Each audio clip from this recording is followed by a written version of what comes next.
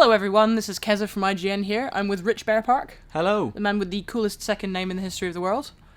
It's not bad. And we've been looking at Remember Me, which is Capcom and Don't Nod's new game out later this year.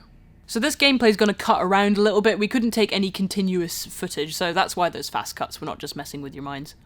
It's pretty cool. It's set in Neo Paris 2084. Indeed, it was announced at Gamescom last year, so it's been kind of an unknown quantity since then, though. We've not really known what kind of game this is going to be. The premise is really cool. Essentially, it's set in a near future, 2084, as Rich just said, where you can manipulate memories, like upload them and download them from networks. And so this corporation called Memorize controls this whole currency of memory that's going on.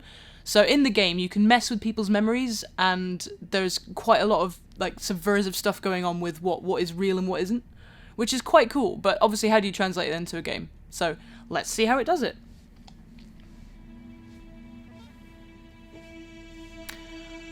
So I think that Remember Me is a little bit like a third-person's Mirror's Edge. I would agree with that. I think you've got a lot to climb around. There's a lot to see. It's mostly a platformer. You play this girl, Nilin. Nilin's a memory hunter, so she's working against this corporation, Memorize, that controls everyone's memories, essentially. Controls the traffic in memories. And she's a bit like Faith. She's very lithe, she's very acrobatic, there's a lot of climbing around. Neo Paris is a really cool place to climb around, though, right? Yeah, I mean, if you look at it, it's got a really kind of dystopian feel to it.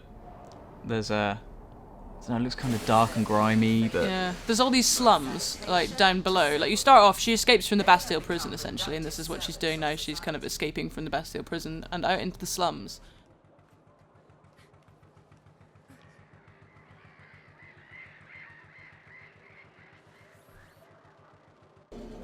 So what are we seeing now? What's she crossing over to? So you see those...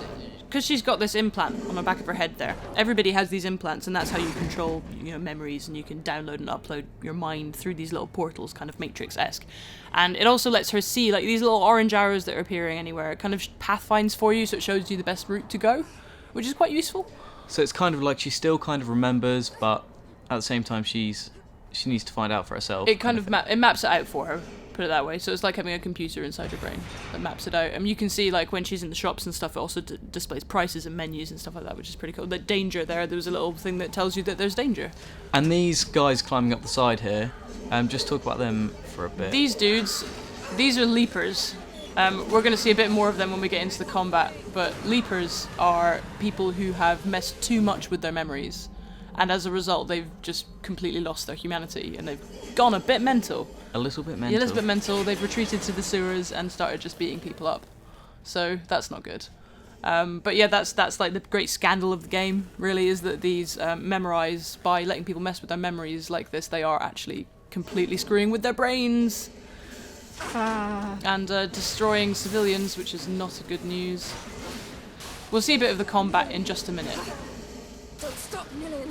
Stop. So we've got these drones as well that fly around Neo Paris as kind of workers, right? Mm-hmm. So they, like window cleaners kind of thing. Yeah, they kind of like repair. At one point she has to jump off one and take a little ride around the slums, which is pretty exciting. So you can use those as well to get around.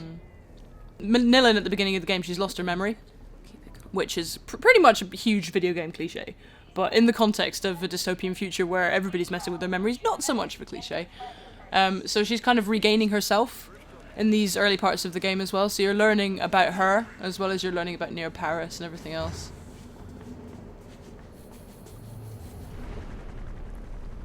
Let's take a look at the combat. Should we do that? Yes. Alright, let's take a look at how fighting works.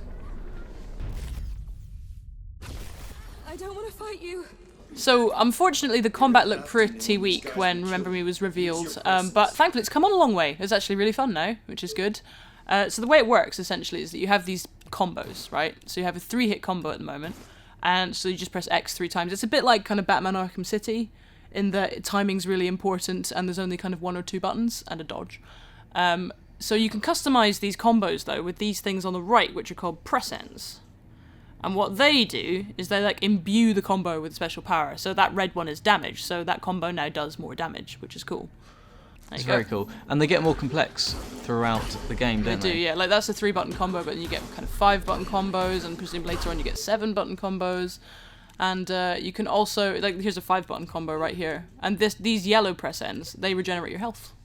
So you can get your health back by hitting someone in the face. Which is pretty cool. Yeah. I've never seen that before. No, that's but yeah, these guys are leapers. They're the memory ruined bad dudes.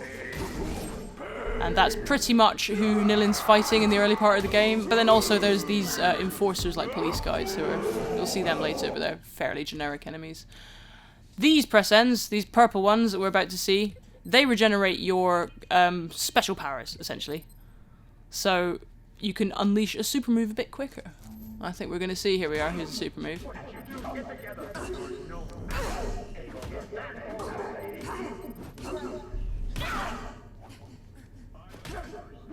Okay. So here's the super move. This is Sensem Fury. This is just your standard super move. You hit everybody a bunch in a row. It takes ages to cool down unless you use those purple press ends to regenerate it. But yeah, I'm a fan of the combat, actually. I think it's a lot better than it looked at the beginning, which is nice. And the Street Fighter's Yoshinori Ono has actually been chatting a bit with Don't Nod. Oh, cool. Yeah, so it still lacks a bit of a sense of impact, I think, but there's time to fine-tune that. So that's the meat of the game. That's all the climbing around and the fighting, and that's what you're doing most of the time in Remember Me, that or watching cutscenes. And the story is really cool, but we can't show you any of that yet. We're going to have a look at the memory remixing, though, which is probably the most interesting thing about Remember I think Me, the memory remix is very cool. It's really rad. So we'll take that into another video. Indeed, check out the next video. And for everything on Remember Me, stay here with IGN.